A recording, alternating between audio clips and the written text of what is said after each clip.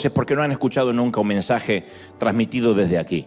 A lo mejor por una cuestión de logística y para que nadie tenga que hacerlo por religión, yo no digo busquen en tal lado, en tal página, pero caramba que todos los mensajes tienen que ver con la Biblia, con las Escrituras, con pasajes bíblicos, y tenemos que aprender a amar la Biblia, amarla. Pero somos de los que amamos la Biblia porque la vivimos, no porque la leemos o la traemos de desodorante aquí abajo la axila todos los domingos. Algunos creen, ¿y dónde está la Biblia? Como si esto tuviese un poder intrínseco en sí mismo. Esto es nada más un libro, esto es un éxito editorial, nada más que eso.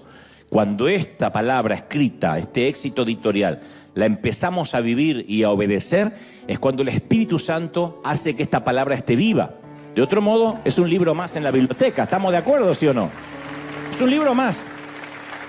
Este libro estuvo en la biblioteca de mis padres por años, al lado de los diccionarios, de las novelas, y para mí no tenía mucho significado ni para nadie de la familia, hasta que el Señor entró a nuestros corazones y de repente el libro descubrimos que estaba vivo. Pero no es el poder en sí mismo, entre las portadas, sino el vivirlo, el obedecerlo. Y aprender la palabra para nosotros es primordial. Entonces, a partir de hoy, ya está disponible esta página que tiene que ver con River Class. River Class es la manera de entrar, es sencillito, riverclass.org, y son nuevas series, están grabadas nuevamente. La serie La Familia, Liderazgo Integral, Fortaleza Espiritual, Relaciones Saludables. Cada serie tiene varios episodios, como si se tratara de Netflix o se tratara de Amazon Prime o algo por el estilo, ¿no? Ahí están las series y los episodios. Vamos, por ejemplo, a La Familia y tenemos el episodio 1, Vida Interior, Miedos, Héroes en Crisis. Vamos a la segunda serie, la tercera. Están todos los series y episodios. Entonces podemos ver episodios completos de 1 hora, podemos ver las series completas, nuestros instructores, nuestros profesores que ya grabaron esta serie, otras las están grabando ahora. Podemos tener también foros de discusión, entrar. Esto es para todo el mundo, por eso lo estoy presentando. Estos son nuestros instructores. Y después la manera de acceder pagando los episodios por cada uno individual, las series completas o el acceso total. Eso tiene que ver más con la logística de cómo acceder. También creemos nosotros que lo que es gratis no se valora, que lo que es gratis simplemente se descarta. Esto tiene un costo, Dios sabe que ninguno se está haciendo rico con esto, ni mucho menos, pero esto tiene que ver con amar la palabra de Dios. Las inscripciones son en abril, o sea, dentro de muy poco, pero hoy ya mismo aquí, los que estamos localmente, podemos salir al lobby y tenemos ahí gente que nos va a dar más información de lo que necesitamos. No obstante, podemos entrar a riverclass.org y tener toda la información de esta serie maravillosa. Se repiten muchos de los temas de lo que antiguamente era el seminario nivel 1, seminario nivel 2, pero ahora lo hicimos de un modo más expeditivo, pragmático, de manera que ustedes dicen, a mí me interesa solo la familia, así que voy a acceder a la serie número 1. Otro dice, no, a mí me interesa el desarrollo personal, liderazgo integral, fortaleza espiritual, etc. Entonces podemos tener todo. Yo sugiero que aprendamos todo. Es maravilloso porque tenemos profesores que nos explican en una atracción más tranquila, no es una oratoria, no es una prédica de domingo, sino que es una enseñanza donde uno puede acceder, poner pausa, tomar notas. Es maravilloso. E hicimos este seminario pensando en la practicidad. Por cierto, no es un seminario teológico de manera explícita, donde vamos a aprender el Apocalipsis, quién escribió las cartas, las epístolas. No porque eso esté mal, sino porque en este caso nuestro llamado es que todo sea muy práctico y aplicable a la vida diaria. Entonces hicimos todas estas series aplicables a la vida diaria, como si escucharan mensajes del domingo durante la semana, para trabajar, para lidiar con los hijos, para el matrimonio, para la familia, para el futuro. Así que lo recomendamos ampliamente. Esto se lanza oficialmente hoy, la página ya está online y la pueden acceder desde cualquier parte del mundo. Dicho esto, y antes de transmitirte lo que creo Dios me dijo que diga, Cada vez que yo regreso de un viaje les cuento el chisme santo de cómo me fue. Y además de eso, la gente que estuvo presente en estos shows, en estas conferencias, siempre espera el saludo nuestro. Así que estuvimos en toda la frontera, recorriendo todo Texas, toda la semana. Salimos el lunes y el martes me presenté en McAllen. Yo no sabía que había tantos hispanos en McAllen. De hecho, no estoy subestimando la ciudad, ni mucho menos, pero me sorprendió mucho, sold out, tuvimos absolutamente en las 3 ciudades que estuvimos esta semana. Ni sabía que tenían un teatro así, díganme si no es el Dolby Theater, donde se entregan los Oscars, que alguna vez estuvimos también aquí en el corazón de Hollywood. Es hermoso el sitio, parecía que estábamos en un acuario gigantesco, y McAllen nos recibió también con un lleno total, muchísima gente que cruzó la frontera, que llegó desde México, y los locales, obviamente, que estaban desde muy temprano y tuvimos una conferencia maravillosa. Y toda la gente de McAllen, muy amorosa, nos recibieron con un cariño. Se escucha música tejana hasta en el baño de los aeropuertos. Mirá qué lindo, mirá, maravilloso, una conferencia 2 horas 20, donde reímos, donde lloramos, donde fue mucha gente que no conocía al Señor, inconversa, invitados, me consta, muchos católicos, muchos judíos, ortodoxos. Se me acerca una dama y me dice, yo soy testigo de Jehová. Y le digo, está bien, yo no vi el accidente, pero también podría ser testigo. Un chiste malo, pero lo quería meter en alguna parte. Y se reía la señora. Le digo, no, está bien, eres muy bienvenida, esto es para toda la gente, crean lo que crean, tengan los dogmas que tengan. Fue una noche maravillosa, esto fue McAllen. Al día siguiente nos fuimos al Paso, también en Texas. El Paso, un sitio maravilloso que cuando uno llega en el avión parece que está en pleno desierto. Y después tiene un downtown, un centro muy bonito, un lugar muy colonial. En algunos momentos me sentía en la serie del Zorro de Gay Williams, porque tenía eso, ese marco colonial, ese marco, diría casi español, que no se suele encontrar mucho en los Estados Unidos. Verán que el hotel también, dicho sea de paso, era español, pero el teatro tiene todo ese marco europeo. Fue maravilloso, esto fue El Paso. Así que fue una corrida durante toda la semana. Tomamos casi 6 aviones para poder hacer combinaciones y estar en todo Texas, que es uno de los estados más grandes de los Estados Unidos, ustedes lo saben. Finalmente teníamos que terminar en Houston. Houston fue maravilloso porque tiene este gran coliseo, un sitio que alberga muchísima gente, que nos parecía también extraño que se pudiera llenar. Y efectivamente tuvimos un lleno absoluto, llegaron gente de todas partes de los Estados Unidos. Houston es un sitio muy, muy neurálgico, muy importante, y toda la gente que estuvo allí presente se dio cita desde muy temprano. Un tránsito feroz, como todas las grandes ciudades. Decía el chofer que nos llevaba de un sitio a otro que cree que es el peor tránsito de los Estados Unidos, incluso peor que Los Ángeles en una hora pico. Fíjense qué maravilloso que fue Houston, donde también nos recibieron muy bien, donde fue glorioso, donde Dios, fundamentalmente a todo el equipo que me acompaña y a mí, nos dio fuerzas, nos dio salud, y eso es muy importante. Gracias por orar. Para terminar la gira de Estados Unidos en 2 semanas, justo la semana de Easter, no voy a faltar aquí el domingo, pero en la semana anterior me toca nada más que nos queda Charlotte, North Carolina y Atlanta. Y después de eso ya nos vamos para el resto de América y Europa, pero gracias por orar, gracias por sostener. Ese es el chisme santo, gente del Paso, McAllen y Houston. Dios los bendiga. Y nos vemos en Argentina el 11 de abril. El 11 de abril allí en el Movistar Arena. Muy bien. ¿Estamos listos? Dicen conmigo, ¿estoy listo, sí o no? Muy bien.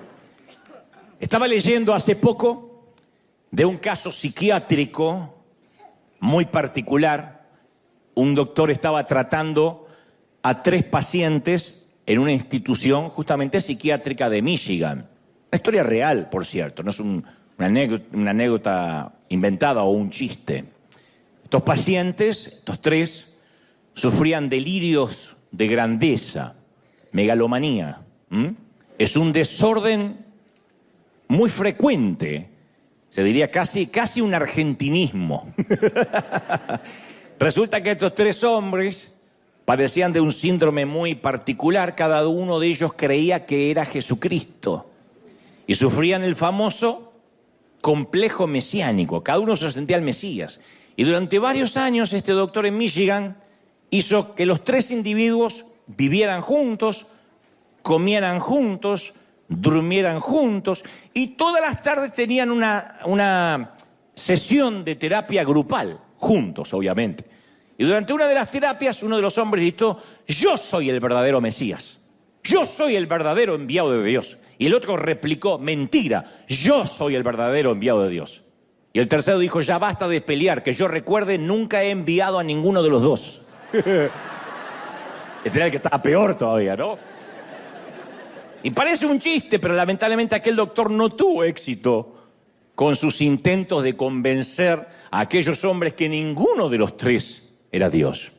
Estaban atrapados en esa realidad invertida en la que pensaban que eran el centro del universo, el tapón del océano, la última Coca-Cola del desierto, aunque en realidad eran tres farsantes que aspiraban al trono real, ¿no?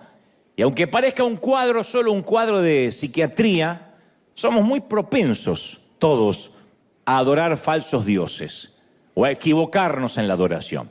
La idolatría no es uno de los muchos pecados, sino el gran pecado, del cual se desprenden todos los demás.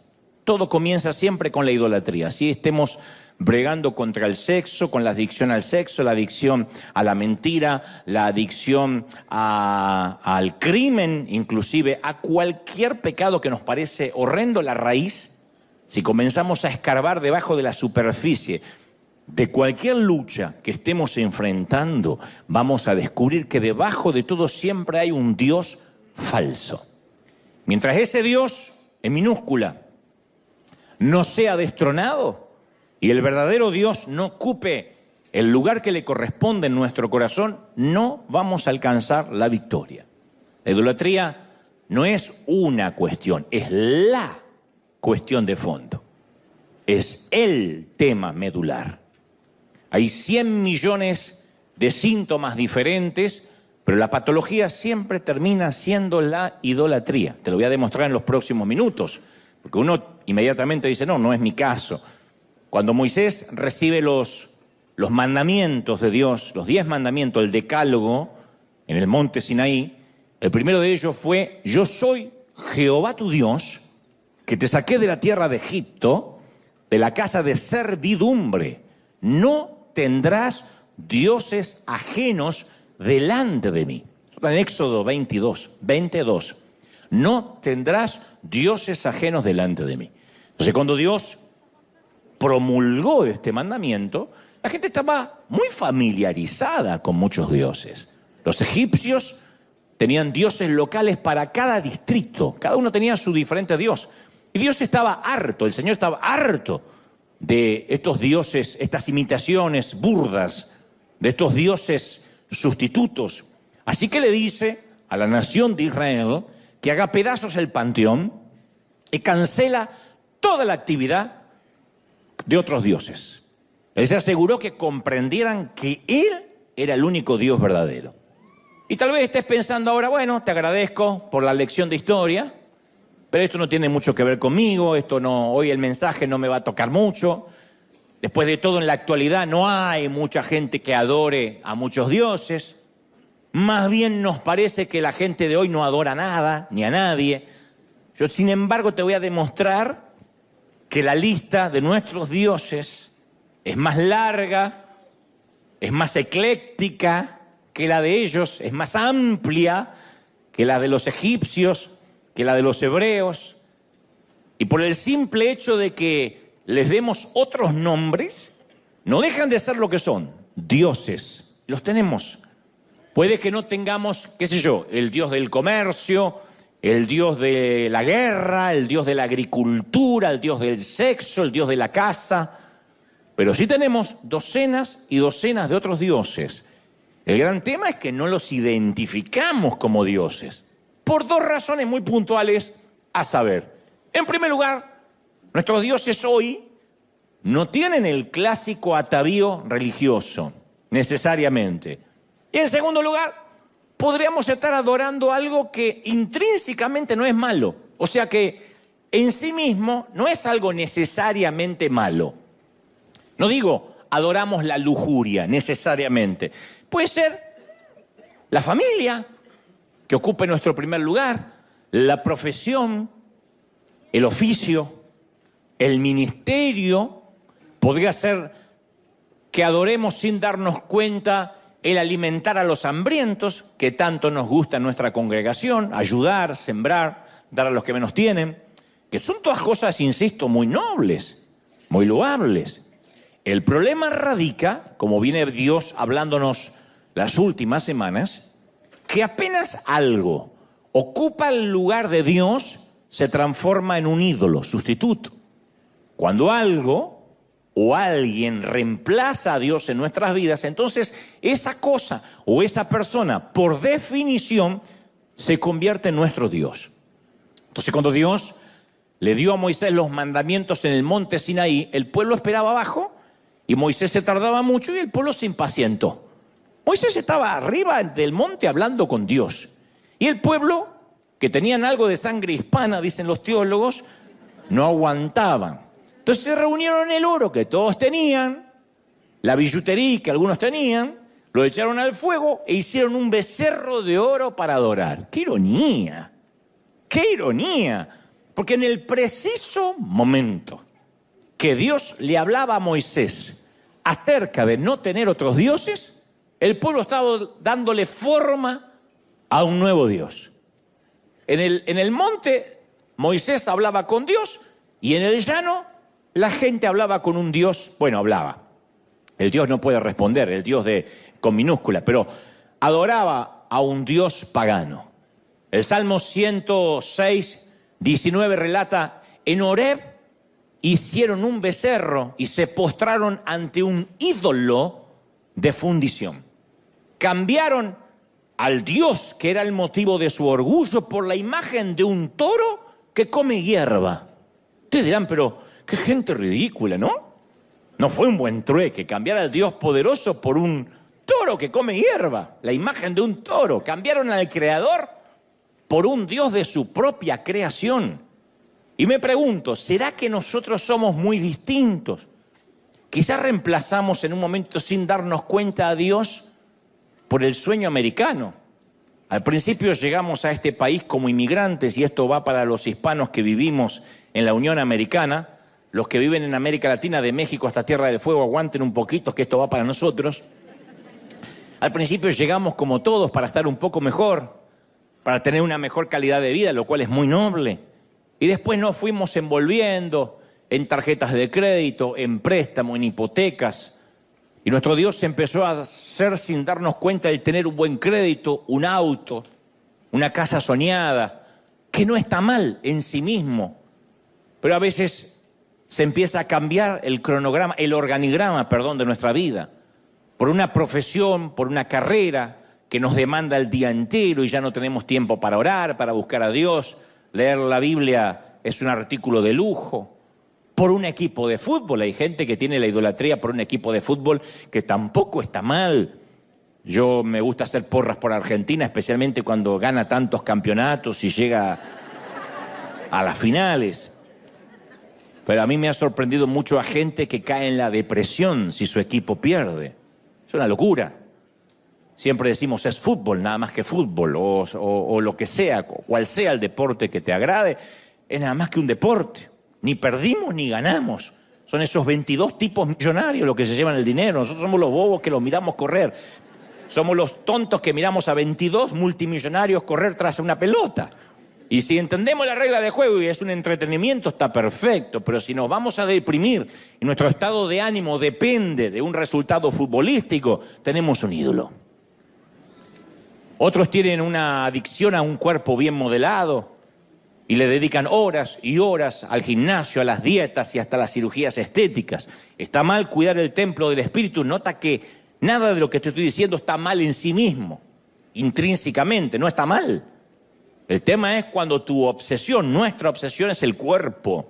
Y broncearlo y estirarlo y vestirlo con las mejores marcas y vivir en el gimnasio. Cuando la obsesión pasa a ser el cuerpo es porque estamos descuidando el alma y el espíritu.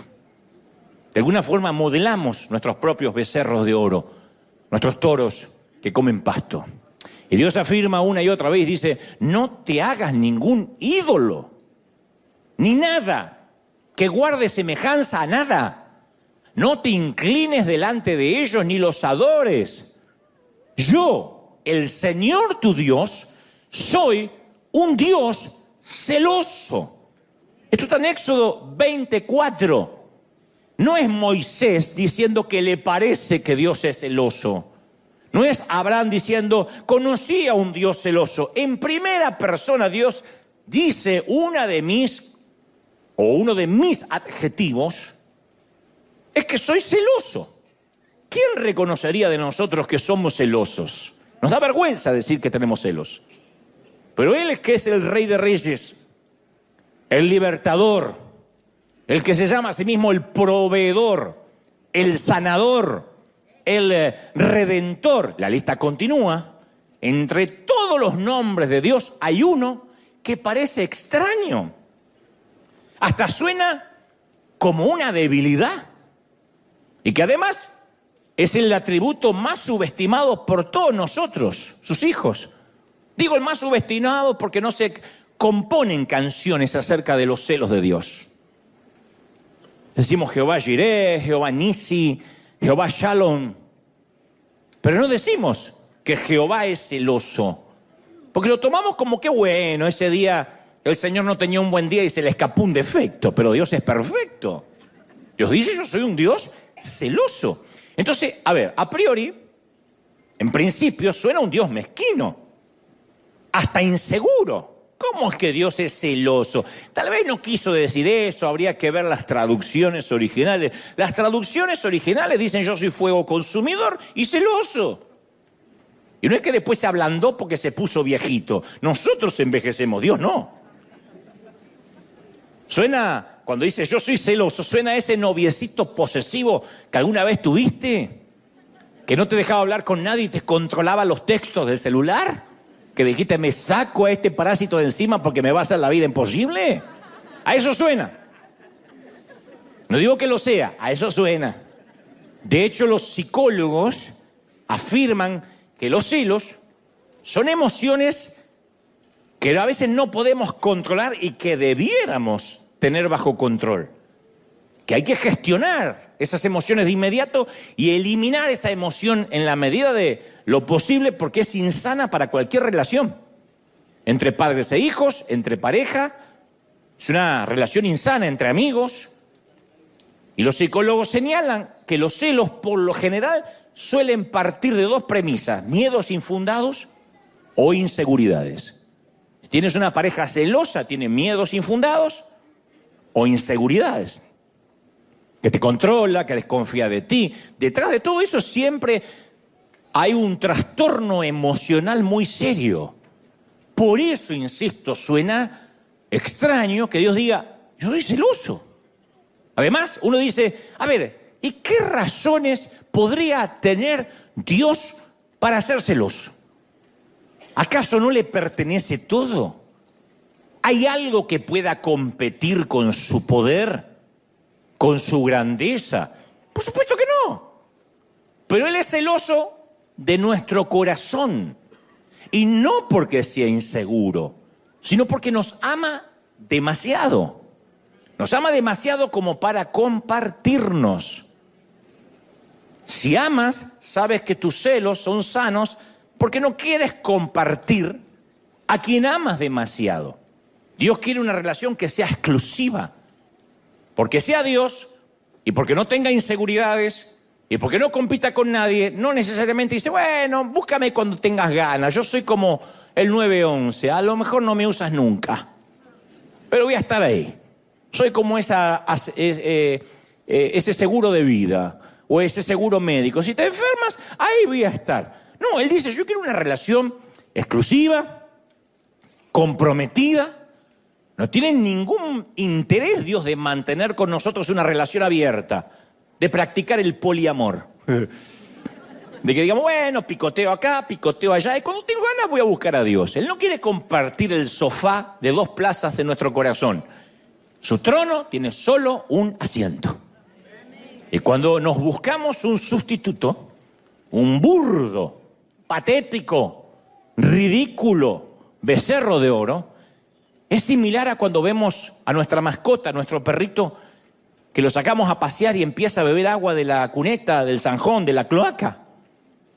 Dios ve que en lugar de nosotros disfrutar el agua de vida que Él solo nos puede ofrecer, nos buscamos sustitutos que son asquerosa y repulsivamente inferiores.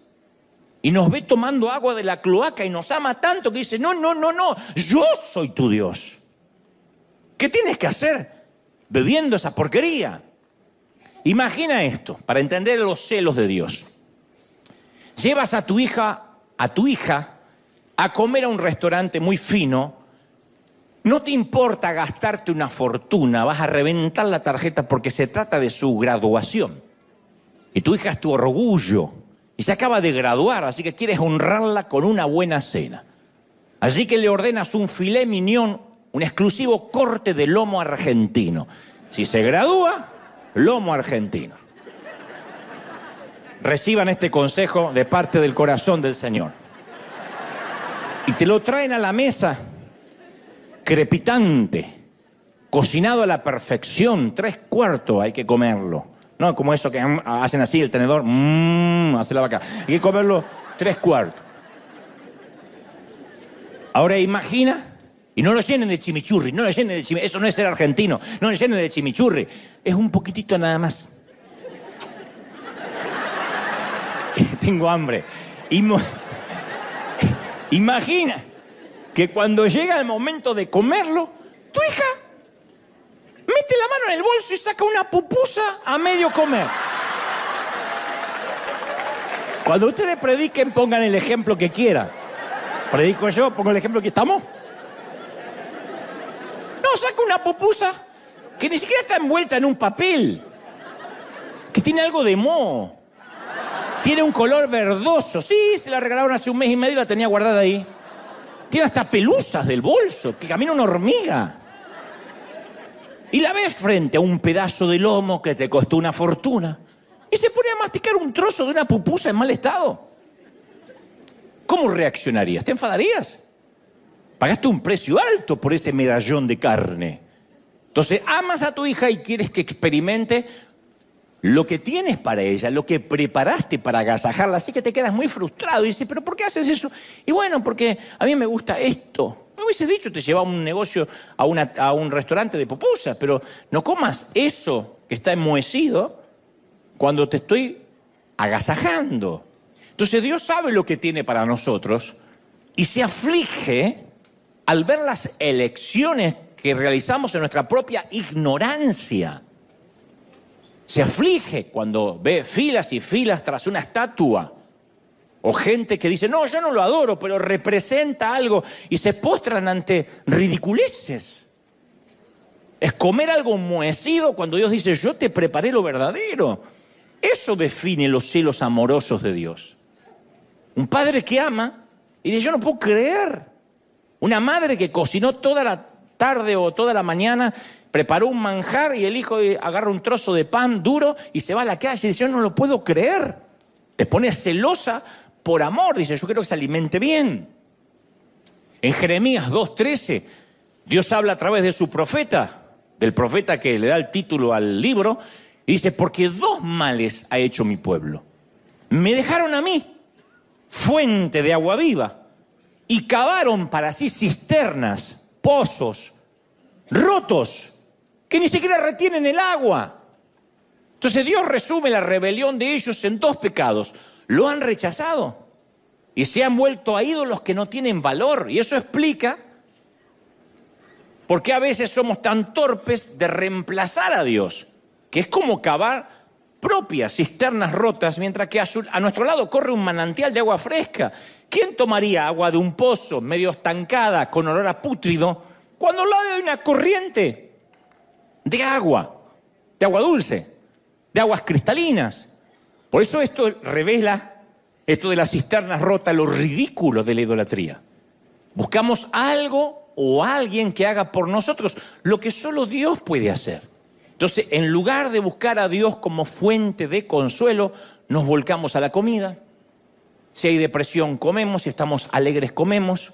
¿Está mal comer? No, el problema es la motivación por la cual hacemos de cada comida la última cena. Nos volcamos al porno, al alcohol, y ya las cosas nos suenan buenas. En vez de procurar a Dios como fuente de significado, la buscamos en la profesión. Si soy alguien, si cuelgo un diploma en la pared, si termino el curso, si tengo un posgrado, me voy a sentir mejor. Lo volcamos en el ministerio. La iglesia está llena de hombres y mujeres inseguros. Inseguros, niños asustados, como digo yo, con corbatas demasiado grandes, que como son asustados, como no lograron casi nada en la vida, como son inseguros, como les fue mal, entonces tienen un micrófono, algo de poder, de ascendencia ante la gente y empiezan a exhortar, a mandar gente al infierno, a empoderar en todo caso, y tienen una adicción a eso porque toman su identidad de lo que hacen. Llegan a sus casas y se sienten nadie. Tienen que sacar la basura y se sienten una porquería de persona, como si lo quisieran les diera identidad. Eso es un ídolo.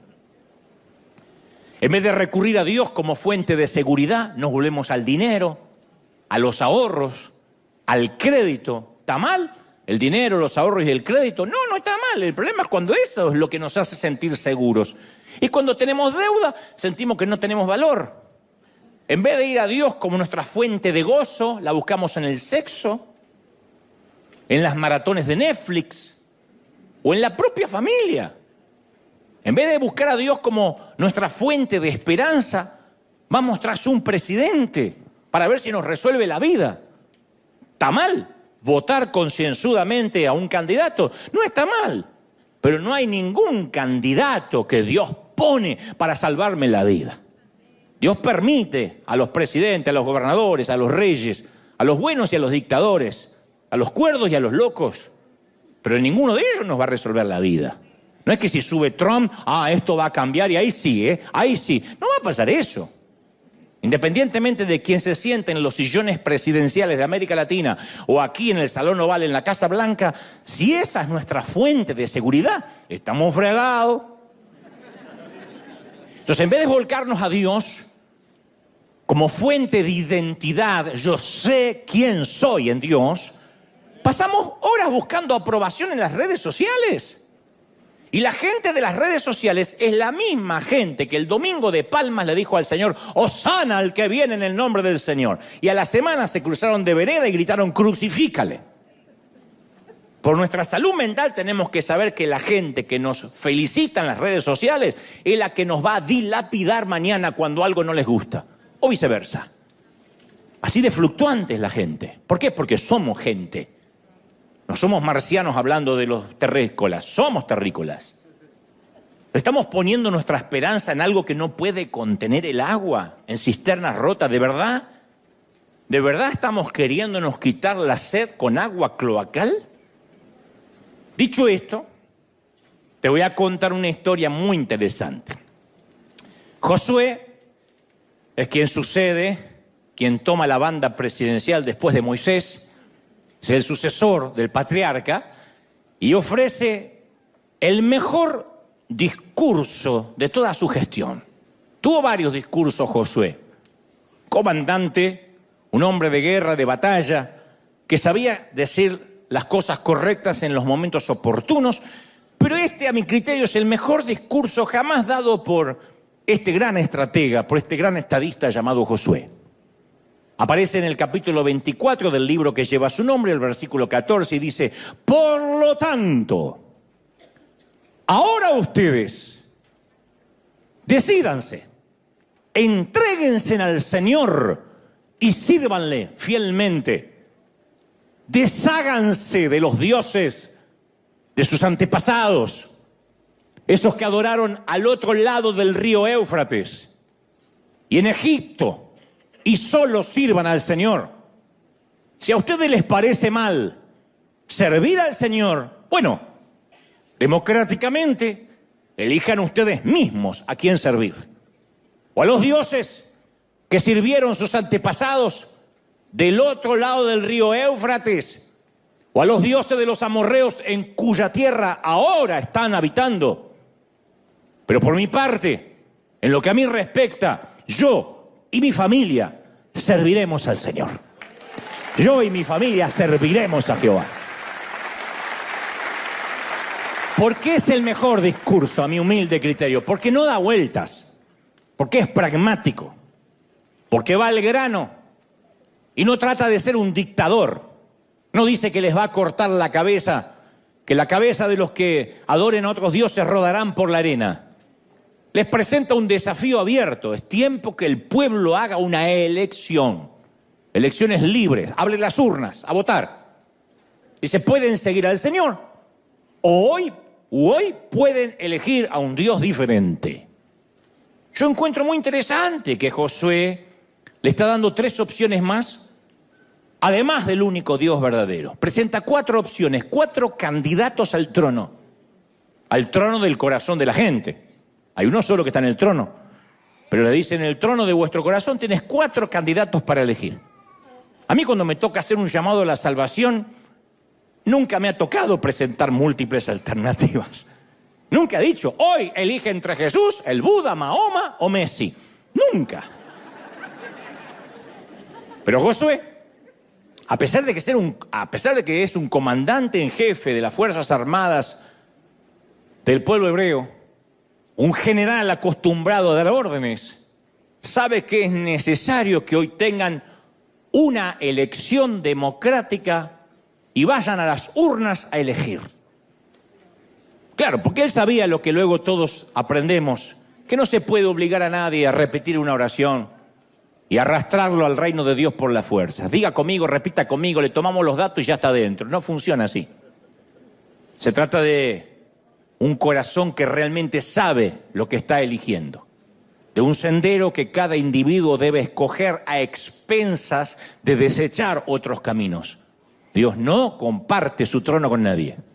Entonces así lo expone Josué. En principio, le dice al pueblo que tiene 4 opciones y lo desglosa de esta manera. Número 1, sigan a los dioses de sus antepasados, del otro lado del río, del sitio donde una vez salieron. Número 2, sigan a los dioses que luego se encontraron en Egipto, cuando fueron esclavizados tantos años. Número 3, sigan a los dioses de la tierra que ahora habitamos. Número 4, como yo, sigan al Dios verdadero. Escuchando esto uno puede pensar: bueno, gloria a Dios que nosotros no tenemos ese problema. No adoramos a los dioses egipcios, ni a los dioses locales, ni a los dioses del otro lado del río. Pero tengamos en cuenta que cada categoría tiene un momento y un lugar en la vida. Puede que con el paso de los años esos dioses se vistan y luzcan diferentes a los del tiempo de Josué, pero las categorías hasta la fecha siguen siendo las mismas. Y no se nos puede escapar un detalle muy importante. Sí o sí tenemos que hacer una elección. Porque Josué no termina diciendo: bueno, también podrían elegir no adorar a nadie, pueden votar en blanco. No hay voto en blanco, no hay neutrales, no hay abstención de voto. Todos somos adoradores, todos. La adoración se conecta directamente con quién somos. Así es en cualquier cultura y en cualquier civilización. Todos somos adoradores de algo o de alguien. Te lo voy a demostrar en instantes. Donde quiera que uno vaya, vamos a ver a la gente que ya eligió a qué o a quién adorar. Y nosotros tenemos que elegir, porque eso está escrito en nuestro código genético. No podemos decir: yo no adoro a nadie, en ese sentido estoy muy equilibrado. No hay votos en blanco, no hay abstención de votos. Podemos ir a lugares donde, o sitios donde la gente tiene a sus ídolos tribales de la vieja escuela, rituales, sacrificios, sea una virgen, un santo, una estatua, una imagen, y ver esas grandes procesiones que parece increíble verlas en el siglo XXI. O podemos ir a las ciudades más modernas y ver que también se inclina ante altares de poder, altares de placer, de finanzas. En el fondo siempre es lo mismo. La gente elige a sus dioses y les lleva sus ofrendas, olvidando que ellos mismos son las ofrendas. Alguien dijo que lo opuesto a creer, lo opuesto a la fe, no es el ateísmo, es la idolatría. Lo opuesto a creer no es no creo en nada, crees en otra cosa o en otro alguien.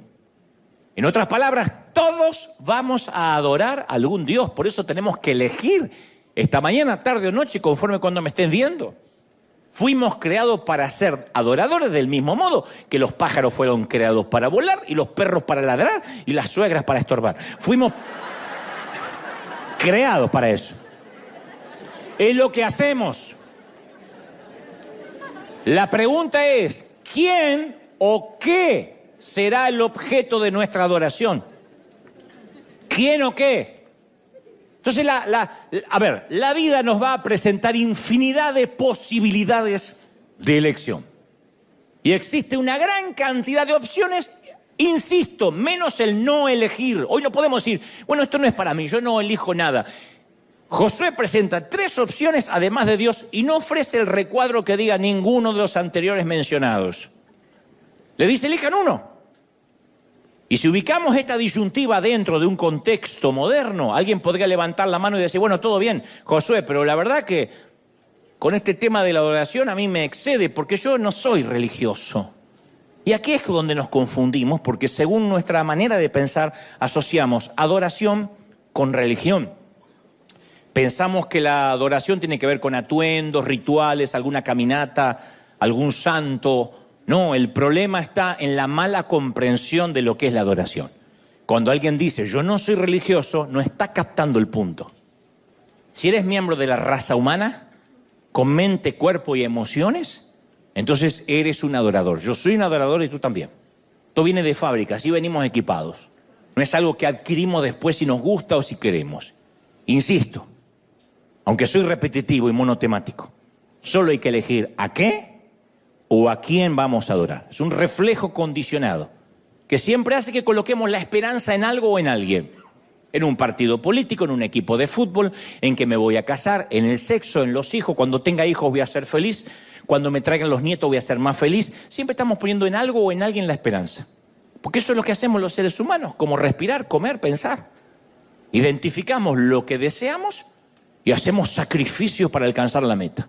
Desde el momento que nacimos y nos dieron leche, estamos persiguiendo algo que creemos que va a satisfacer nuestro apetito. Y el resultado final es que nuestras vidas comienzan a tomar la forma de aquello que más nos gusta. Lo que elegimos adorar nos moldea, define nuestro futuro. Así que como hay un montón de chiquititas que quieren parecerse a Taylor Swift y se visten igual que ella y se tatúan igual que ella, así hay un montón de gente que quiere parecerse al jugador de fútbol, al actor, a su padre, a su tío, a su pareja. Empezamos a parecernos al Dios que adoramos. Por eso es que cuando uno adora al verdadero Dios, cada vez más se refleja la gloria de Cristo en nosotros, porque nos empezamos a parecer cómo respondería Jesús, cómo actuaría. Por eso Josué nos habla todo cuando dice, elijan ustedes a quienes van a servir. No es solo adorar, a quien adoras, sirves. O sea, es una decisión intencional. De otra manera, cuando dice yo me abstengo, porque eres cabezón y dices yo sí me abstengo, te vas a dejar llevar y te vas a encontrar adorando dentro de un templo, hablo en términos metafóricos, al que nunca elegiste entrar conscientemente, pero ahí estás postrado, sufriendo con el crédito, sufriendo con la cuenta bancaria, con la casa que no logras. Algún Dios sin darte cuenta vas a adorar. De manera que Josué llama al pueblo a elegir y le señala, insisto, 4 opciones. Son como 4 puntos cardinales, como norte, sur, este y oeste. Ninguno está cerca del otro. Cada uno lleva una dirección diferente a las otras. Opción 1. Number 1. Mi inglés está... tiembla Maldonado. Number 1. Los dioses de nuestros padres. Dice Josué, los dioses que tus antepasados adoraron al otro lado del río Éufrates. Los antepasados de Abraham adoraban los dioses de esa región. Entonces, en todo el área de la Mesopotamia había un dios para casi cualquier propósito que te puedas imaginar. Tenían 3 deidades cósmicas, 3 otras que eran astrales, toda una sarta de dioses, una diáspora de dioses con sus correspondientes demonios, porque cada dios tenía su némesis. No hay Spider-Man sin... ¿Cómo se llama? Ese. Abraham había salido de una sociedad que creía que tales dioses los bendecían o no. De hecho, la Biblia nos dice específicamente que el papá de Abraham era un adorador de ídolos, un adorador de imágenes. Ahora Josué quiere saber, ¿van a recurrir a los dioses de sus padres? Y todavía es una pregunta válida, esto no es una lección de historia. O criamos a nuestros hijos en la fe que tenemos, o en su defecto los criamos en la fe que no tenemos. Pero no hay neutralidad. Como uno cría a los hijos, no hay neutralidad. O los criamos en la fe que tenemos, o los criamos sin la fe que no tenemos. Hoy en día muchos padres deciden criar a sus hijos sin un género asignado. Fíjense qué locura. Desde su nacimiento, alegando que quieren alejarse de los estereotipos que exige la sociedad. Entonces se educan a los hijos con neutralidad sexual. Esto avanza a pasos agigantados, no es un grupito. Esto hay decenas de miles. Consideran a sus bebés con género abierto, independientemente de su genitalidad, para que ellos elijan el sexo de su preferencia cuando estén listos para hacerlo. O sea, a los 5 años, a los 8 años, a los 10 años. Hay profesores trans, hay maestros trans que desde el kinder, desde el jardín de infantes, desde la primaria, le dicen, en ejercicios prácticos, pueden besar a un compañerito y después a una compañerita y después escriben qué sintieron. Cuando se refieren a sus hijos, estos padres que los crían con un género abierto, no usan pronombres masculinos o femeninos. Parimos un niño o una niña. Dicen, es un niñe. Tampoco los visten según su género. No lo visten de varoncito, si es hombre, ni de niña, si es mujer. Porque no importa los genitales con los que haya nacido, o sea, su catalogación anatómica, no importa. Sino cómo su hijo se autoperciba. Ellos creen que de esa forma no están eligiendo, le están dando libertad a sus hijos. Están absteniéndose de votar, pero en realidad sí están eligiendo por sus hijos. No están educando, están adoctrinando a sus hijos, diciéndole que pueden ser del sexo que quieran gracias a una ley y que pueden asumir que existen hombres con vagina y mujeres con pene. Eso no es una educación libre, eso es un adoctrinamiento ideológico. Eso es empujar a un niño, a una niña que hasta la adolescencia tiene dudas. Todos hemos tenido nuestros conflictos mentales, no de elección de género, sino de identidad, y empujarlos desde niño a algo que está completamente, diametralmente opuesto a lo que Dios diseñó. Dejando de lado eso, que es espantoso, lo mismo cuando decimos, yo voy a criar a mis hijos sin decirle en qué Dios creer. Yo no los quiero obligar a la iglesia, que vaya a la iglesia. Que sean libres. Que un día elijan si quieren servir a Dios o no. Es muy diferente a que ellos tengan su propio encuentro con Dios. Uno no puede prestarle el encuentro con Dios a su hijo, porque eso lo transforma de un hijo de Dios en un nieto de Dios. Y la espiritualidad prestada, vicaria, no sirve. Yo estoy consciente que nuestros hijos, porque nacieron en un hogar cristiano, no son cristianos en sí mismos. Es como nacer en un garage y creer que somos un auto. Yo sé que van a tener que tener su propio encuentro con Dios. No obstante, o lo criamos, instruimos al niño en su camino para que de grande no se aparte de él, o decimos, no, yo prefiero que decida él. Y sin darnos cuenta en nuestros hogares, levantamos un ídolo y le enseñamos a nuestros hijos en quién o en qué creer, quién o qué es digno de nuestra adoración y quién no lo es. Si en casa nunca hay devocionales, si en casa nunca se lee la Biblia, si en casa nunca se canta una alabanza, le estamos diciendo a nuestros hijos, a ese Dios no hay que adorar. Elige tú. Como diciéndole, elige el sexo. Si nos aterra aquellos que crían a hijos con género abierto, nos debería aterrar aquellos que crían a hijos con creencias abiertas. Ahora, convengamos, todos heredamos creencias de nuestro hogar, de nuestros padres. Algunas cosas de las que heredamos de nuestros viejos son fáciles de ver. Heredaste la nariz de tu papá, las caderas de la vieja, el trasero del tío, que llegó hasta el padre. Pero no es lo único que recibiste de ellos. También terminaste adorando a dioses que ellos adoraron. La psicología llama a esta transferencia, ley de la exposición al entorno. Por ejemplo, la ley de la exposición significa que nuestras mentes absorben de niños y nuestras vidas reflejan de adultos aquello a lo que estuvimos expuestos. Esa es la mayor educación, lo que uno ve. No lo que nos dicen solamente, lo que uno ve. Quizá para tu padre la vida era trabajar. Acto noble si lo hay, digno, ¿no? Pero él trabajaba y trabajaba y trabajaba y su vida era en torno al trabajo. Y estaba dispuesto a sacrificar días de descanso, feriados, vacaciones familiares, solo para trabajar y para trabajar y trabajar. Y tú dices, mi papá era un burro trabajando y me dio ese ejemplo. Pero de pronto recuerdas que el humor de tu padre dependía de cómo le iba en el trabajo. Y era un hombre que trabajaba, lo único que pudiste decir en su funeral, trabajaba.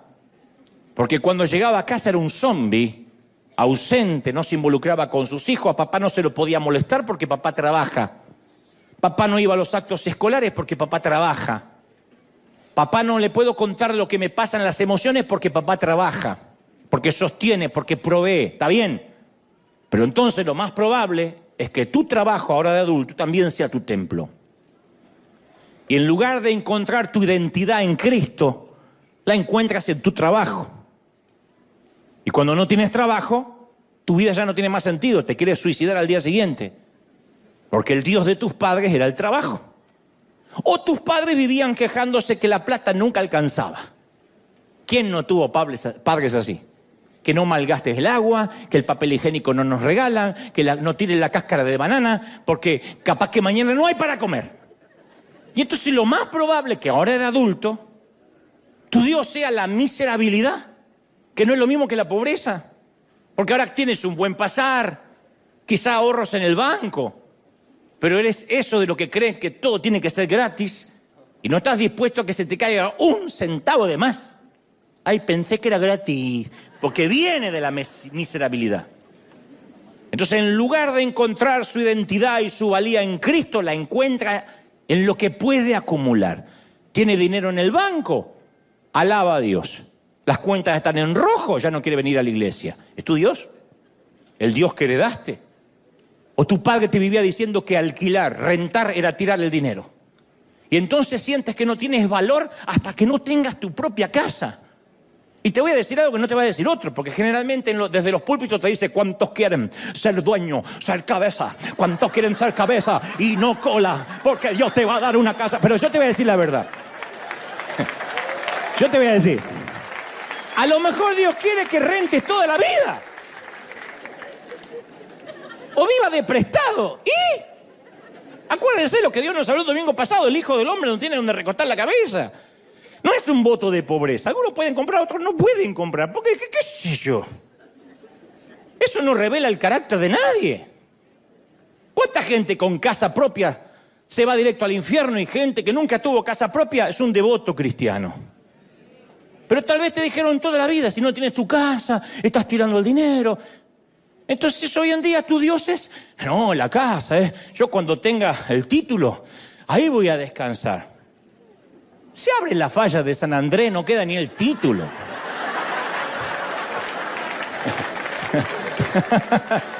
O tal vez, o los incendios de Santa Ana. Tal vez tu mamá se preocupaba y hasta se obsesionaba por mantener las apariencias. ¿Recuerdas crecer en un hogar donde todo tenía que estar perfecto, impoluto? Porque si llegan visitas, ¿qué dirán? No dejaba que salieras al comprar el pan si no te peinabas y ella se aseguraba que tuvieras cada cabello en su lugar. No sea que te cruces con la vecina y piense que soy una madre descuidada. Lo más probable es que ahora de adulto adores la apariencia. Y en lugar de encontrar tu identidad en Cristo, la encuentras en la vestimenta que llevas y en lo que la otra gente piensa de ti. Entonces hay un montón de ejemplos. Tu padre adoraba los deportes. Cuando jugaba no sé quién, no se lo podía molestar porque era como Moisés recibiendo las tablas en el Sinaí. Adoraba el dinero, la cerveza, el alcohol. Tu madre adoraba ir de compras, adoraba a los hijos, la moda. Piensa en cuáles cosas se te pusieron delante en el lugar donde creciste. Porque el camino más natural del mundo es adoptar los dioses de nuestros padres. Y Josué dice, ¿quieren seguir a los dioses de vuestros padres? ¿O van a elegir al verdadero Dios? Opción 2. Los dioses de nuestro propio pasado. Dice, los dioses que adoraron en Egipto. Ya no habla del lugar donde nacieron sus padres, sino los que ustedes adoraron en Egipto. Josué menciona específicamente los dioses de Egipto, que no eran ya los dioses de los padres, sino los dioses de su propio pasado que nunca se fue. Porque al igual que la Mesopotamia, los egipcios tenían un panteón de deidades muy diverso. Les encantaba mezclar en las figuras partes del cuerpo humano con parte de los animales. Lo habrán visto en los libros de historia. Tenían un tal Horus, dios del delta, que tenía cuerpo humano con una cabeza de halcón. Hathor tenía el cuerpo de una vaca y la cabeza de una mujer. No dije nada. Ustedes dicen... ¿Están esperando que yo agregue algo más? No, yo llego hasta ahí, hasta el bordecito y ¡epa! Y me vuelvo. Tengo años en este oficio. Pero eso eran los Transformers mutantes del antiguo mundo. Los egipcios tenían sus dioses populares, pero además adoraban a todas las cosas. Al sol, a las tormentas, a la luna, a las estrellas. Y los hebreos tuvieron tantos años esclavos ahí que no había manera de no absorber esa cultura que los rodeaba. Así que cuando Moisés condujo al pueblo a la libertad, algunos de ellos no abandonaron los dioses que adoptaron en Egipto. Ezequiel 27 dice, a cada uno les ordené que arrojara sus ídolos detestables, con los que estaban obsesionados, dice Ezequiel. Y que no se contaminara, y usa una palabra muy singular, con esos malolientes ídolos de Egipto. Porque yo soy el Señor su Dios. El Señor dice, apesta tu ídolo. Así les dijo. Y este tipo de ídolos malolientes representa aquello del pasado, ya no del Dios de los padres, sino aquello de nuestro pasado que no queremos dejar atrás y que de algún modo persiste. Yo recuerdo hace algunos años, muchos años, fui a buscar empleo allá por el año 91 a una importante compañía de instrumentos musicales y todo dependía de esa entrevista. Me puse mi mejor traje de entonces, me perfumé en cantidad industrial y acudí a la entrevista de trabajo con mi mejor versión, la que podía tener en ese entonces. Pero antes de entrar a la tienda, que estaba en una peatonal muy famosa en Buenos Aires, en calle Florida, tuve que atravesar un parque que era un campo minado de estiércol de perro. Y sin darme cuenta, cuando entré a la oficina del gerente, un aroma nauseabundo impregnó toda la oficina, superó mi perfume. Y el gerente dice, espere, y empezó a abrir las ventanas hasta que se dio cuenta quién era la fuente del olor.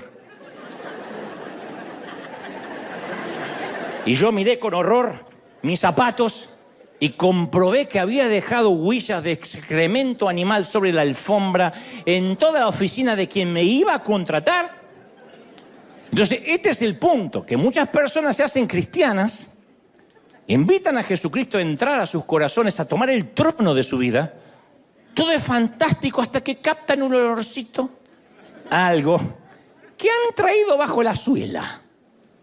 Algo que huele, pero que no huele bien, que más bien apesta.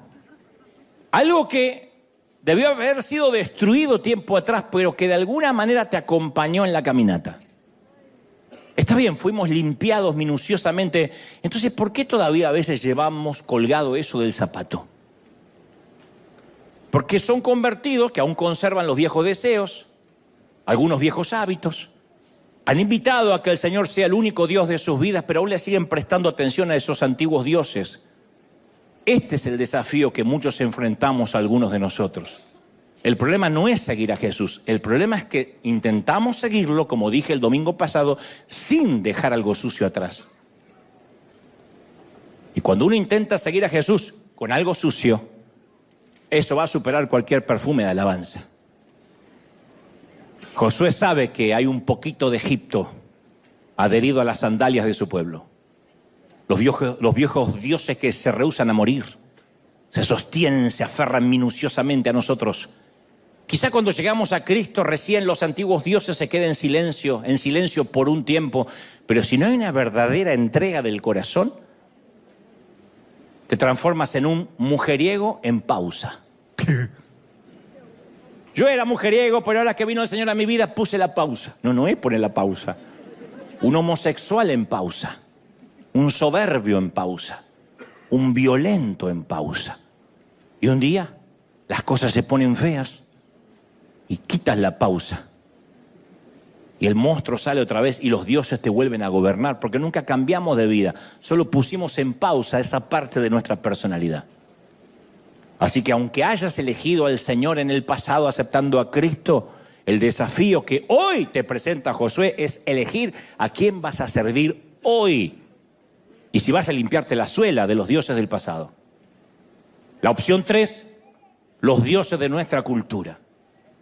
Dice, o elijan a los dioses de los amorreos en cuya tierra ahora habitan. Los dioses no solo estaban en casa de papá, ni la tierra de la cual salimos, sino en la tierra de la cual hoy habitamos. La tercera opción de los recién llegados. Estos eran dioses más encubiertos, no se apreciaban a simple vista. Los israelitas ahora vivían en un pueblo muy diverso, muy parecido a lo que ocurre en nuestra sociedad. Había muchos grupos étnicos, dioses distintos, y había sacrificios, rituales sexuales, todas esas cosas. A algunos israelitas los sedujeron. Porque estos dioses tenían la ventaja de estar jugando en su propia cancha, eran dioses locales, eran parte de la cultura. Y nosotros también luchamos con dioses que son parte de la cultura. Claro, si hoy nos dijeran que siguiéramos a un dios de la fertilidad, de la prostitución en el templo, lo rechazaríamos, porque no encajan en nuestra época. Pero para aquella gente la adoración a estos dioses estaba tan inmerso en la cultura que era lo normal, era como los que escriben insultos, cristianos que escriben insultos a otros ministerios en las redes. Es normal. No hay más temor de Dios en mucha gente. Tendríamos muchos defectos en la iglesia legalista en la cual me crié, pero no nos atrevíamos a tocar jamás a un ungido, no sea que esté luchando contra Dios. Y hoy en día van a ver ustedes un montón de bocas sueltas diciendo vas a arder en el infierno, apóstate, basura, no solo conmigo, con cualquiera que no les agrada. No sé si eso viene de la cabeza, de lo que aprendieron o de la cultura. Las redes me dan impunidad, me dan anonimato y digo lo que quiero del presidente, del actor, de la entrega de los Oscars y del culto. Si no me gustó, insulto y total, pecado es lo que se dice, no lo que se escribe. Y de la abundancia del corazón escriben los dedos. Entonces, ¿será posible que tengamos ídolos que no reconocemos porque está tan integrado a nuestra cultura que nos resultan normales, lógicos y hasta orgánicos? Pablo le escribe a Roma en Romanos 12:2 y dice, no se amolden al mundo actual, sino sean transformados mediante la renovación de la mente, así puedan comprobar cuál es la buena voluntad de Dios, agradable y perfecta. Entonces tenemos ídolos que nadie supo predecir. Te cuento, un predicador viajó a una aldea en la India, historia absolutamente real, y conoció a una mujer en la India que alguna vez visitó América y la odiaba. Y ella dijo, odié América, en la India, porque nunca vi tanta idolatría allí como en otro lugar. ¿De verdad? ¿Alguien que vive en un país que adoran a las vacas? Y la mujer describió 3 áreas de idolatría que ella identificó. Dijo, Los americanos, y esto no incluye a los gringos solamente, sino a nosotros, adoran el estómago. Y esta mujer describió con una mirada desorbitada los enormes locales abarrotados de alimentos, de súper recontra, hiper, macro hamburguesas así, que pueden agrandar por 20 centavos más, con 2 vacas arriba. Y se tienen demasiado para comer, adoran la comida. Y se sentía ofendida por personas de sobrepeso cuando hay gente en su aldea que no tiene para comer, que racionan el arroz. Segundo, dijo, me sorprende cómo en Occidente adoran la televisión. Diseñan los hogares alrededor de ese aparato. Es impensado en la India. Dice, la pantalla ocupa el lugar más prominente de la habitación y alrededor todos los muebles. No para que la gente hable, sino para que mire el aparato.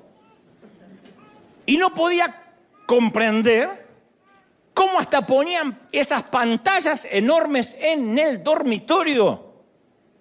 Pero finalmente dijo, la peor forma de idolatría la vi en cómo las personas se relacionan con su teléfono.